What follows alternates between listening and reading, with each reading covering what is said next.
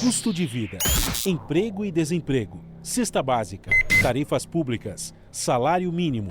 Agora, na Brasil Atual, a análise do DIEESE. E nós vamos fazer contato agora com o diretor adjunto do DIEESE, José Silvestre. Bom dia, Silvestre. Bom dia, Glauco. Tudo bom? Tudo certo. Silvestre, os números aqui mostram que as vendas do comércio varejista cresceram 0,9% em outubro, na comparação com o mês de setembro, segundo aqui os dados divulgados pelo IBGE. Em relação a outubro de 2019, o avanço foi de 8,3%. Esses dados mostram uma recuperação do setor ou ainda é muito cedo, até porque as bases de comparação são fracas, Silvestre? Olha, eu acho que é muito cedo para afirmar que há, de fato, uma recuperação, exatamente em razão disso que você acabou de falar, ou seja, você tem uma base muito comprimida, né?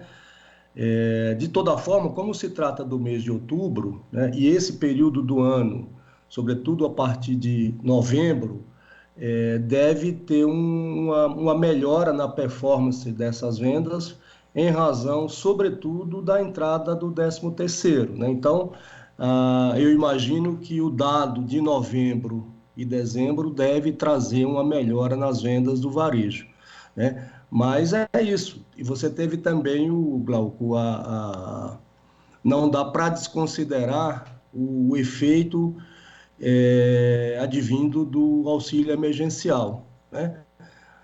Mas, de toda forma, é um crescimento muito pequeno, sobretudo para o período do ano. Agora, insisto, ainda é outubro, né? Normalmente as vendas crescem mais em novembro e dezembro. Então a gente pode esperar números um pouco melhores, embora justamente outubro ali seja o primeiro mês, inclusive, que houve esse impacto da redução do auxílio emergencial. Então existe um cenário ainda incerto em relação a essa consistência? Eu diria que tem isso, porque o auxílio emergencial exatamente ele entra em vigor com esse valor menor, ou seja, a metade do que era, e, portanto, R$ 300, exatamente a partir de outubro.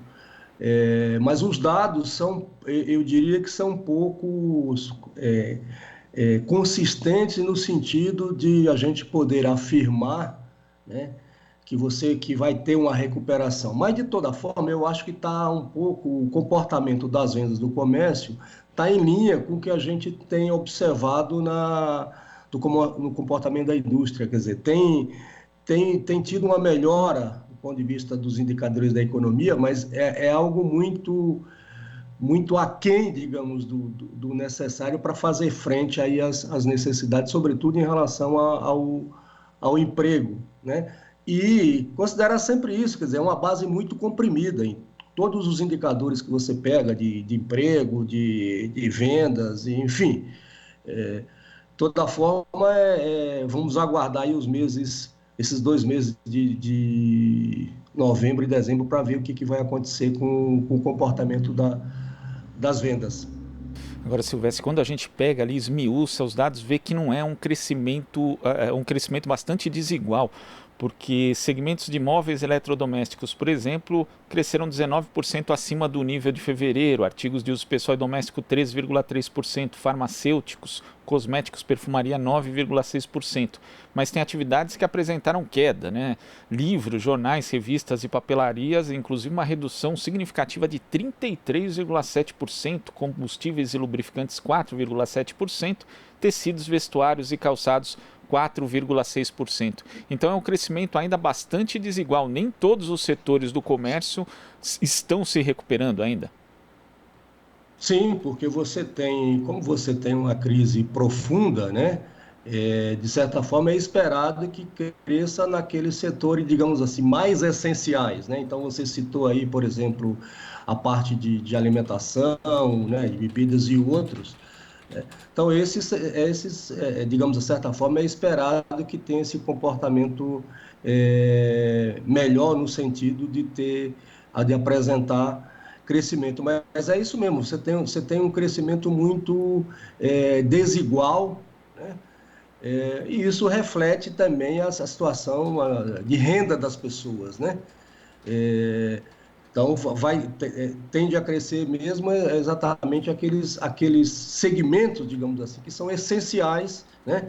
E eu acho que aí, Glauco, também, eu não sei como é que está, tem que olhar com mais detalhe, teria que olhar com mais detalhes os dados da pesquisa, mas eu acho que um fato relevante aí do ponto de vista do comportamento das vendas diz respeito às vendas via o e-commerce, né? Ou seja, o comércio através da internet, que esse eu acho que é um dado a observar, que provavelmente isso já existia, evidentemente, mas talvez isso seja um legado da pandemia, ou seja, um crescimento acentuado, uma participação muito maior das vendas via internet, tá certo? Do que as vendas físicas em loja. E isso tem implicações, inclusive, do ponto de vista do emprego. Então, temos que ficar de olho.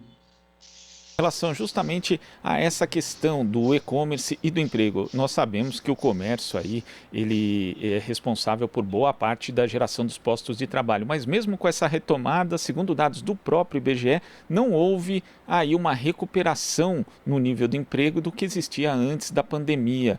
Você acha que esse é o tipo de mudança que na verdade vai se consolidar? Será uma alteração estrutural no mercado de trabalho com o crescimento do e-commerce e também com o aumento da concentração no setor de varejo, já que a gente tem aí as gigantes acumulando ainda mais poder porque pequenas e médias empresas acabaram quebrando nesse período?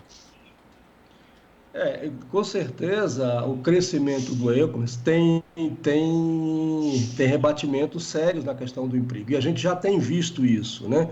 O comércio, ele representa em torno aí do cerca de 17%, mais ou menos entre 17% e 18%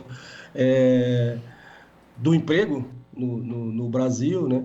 E muito provavelmente, com o avanço das vendas via internet, essa participação deve mudar, né? Ou seja, o emprego do ponto de vista das pessoas que trabalham fisicamente nas lojas, porque esse crescimento deve avançar e eu acho que isso tende a aumentar e certamente vai ter uma mudança, né, digamos assim, na composição do emprego do comércio entre emprego, né, do comércio eletrônico, digamos assim, e o emprego tradicional das lojas, enfim, como a gente conhece há muitos e muitos anos. Então, eu acho que isso é uma tendência.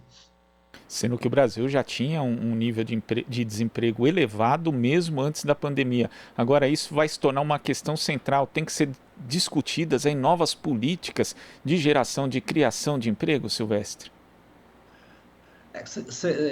Certamente será necessário políticas econômicas voltadas para a questão do emprego, mas desse governo não dá para esperar, né? O que a gente tem visto aí é a chamada carteira verde e amarela, né? Que é um emprego, digamos assim, de segunda categoria, né? Um emprego com muito menos direitos, né? Empregos de baixa qualidade, enfim, é isso que esse governo está propondo, né?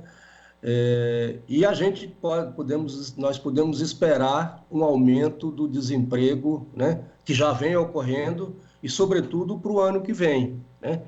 Porque em que pese as projeções do crescimento da economia, exatamente esse crescimento vai se dar numa base muito comprimida, né? Então, nós vamos ter, com certeza, aumento do desemprego, piora das condições de vida da população, aumento da desigualdade, porque não tem, né? Esse governo não tem políticas públicas para fazer frente a esses efeitos que vai perdurar ainda o ano que vem, até porque não tem a vacina, né, a ponto de imunizar toda a população, enfim. Então, certamente viveremos um 2021 não será um ano fácil.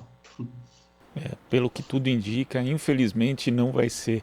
Silvestre, queria agradecer sua participação aqui no Jornal Brasil Atual e até a próxima. Obrigado, Glauco. Estamos à disposição. Conversamos aqui com o diretor adjunto do DIEESE, José Silvestre.